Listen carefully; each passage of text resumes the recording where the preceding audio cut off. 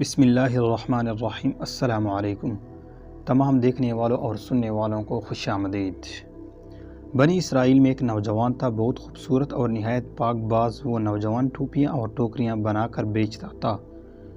ایک دن بازار میں ٹوپیاں بیچتے بیچتے بادشاہ کے محل کی طرف نکل پڑا۔ محل میں ایک حسین شہزادی کی اس پر نظر پڑی تو اس نے اپنی خادمہ کو بیچ کر اس نوجوان کو بلوا لیا۔ نوجوان نے سمجھا کہ شاید شہزادی صاحبہ نے کچھ خریدنا ہے۔ وہ خادمہ کے ساتھ محل میں داخل ہوا تو خادمہ دروازہ بند کر کے باہر سے چلی گئی اور شہزادی برہنہ حالت میں سامنے آ گئی اور بولی، اے حسین نوجوان، میرے قریب آؤ اور میری خواہش پوری کرو۔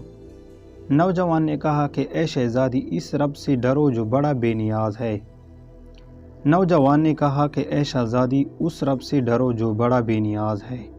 شہزادی نہ مانی اور دھمکی دینے لگ پڑی کہ اگر تو نے میری تسکین پوری نہ کی تو میں بادشاہ سلامت کے پاس شور مچاتی اسی حالت میں جاؤں گی اور کہوں گی کہ اس نوجوان نے میری عزت زبردستی لوٹنے کی کوشش کی۔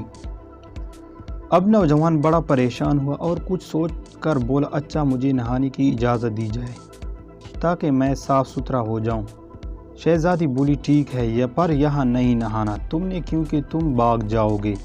تم اس خادمہ کے ساتھ 40 فٹ اوپر محل کی چھت پر جا کر نہاؤ۔ نوجوان مان گیا اور اوپر چلا گیا۔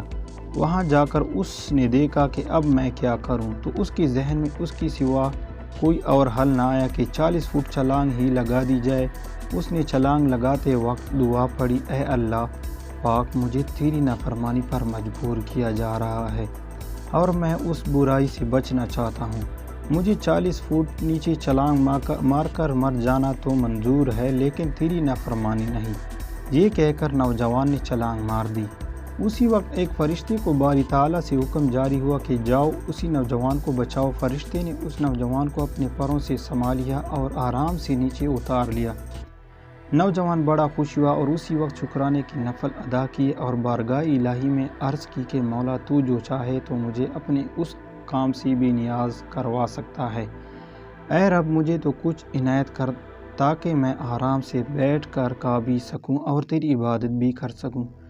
اس کی درخواست قبول ہوئی اور وہی فرشتہ جس نے اس کو بچایا ایک سونے سے بھری بھوری لا دی۔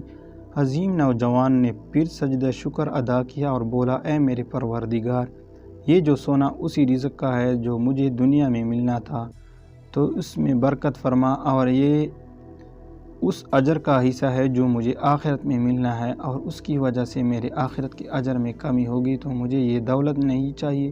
نوجوان کو ایک غائبانہ آواز آئی، یہ جو سونا تجھے عطا کیا گیا یہ اس صبر کا 70واں حصہ ہے جو تو نے اس گناہ سے بچنے کے لیے کیا۔ اس نوجوان نے کہا، اے میرے مالک، مجھے ایسے خزانے کی حاجت نہیں جو آخرت میں میرے اجر میں کمی کا باعث بنے۔ چنانچہ نوجوان نے یہ بات کہی تو سارا سونا اسی وقت غائب ہو گیا۔ اگر ہماری ویڈیو آپ لوگوں کو پسند آئی ہو تو ہمارے چینل کو سبسکرائب کریں اور ویڈیو کو اپنے دوستوں کے ساتھ شیئر ضرور کریں۔ شکریہ۔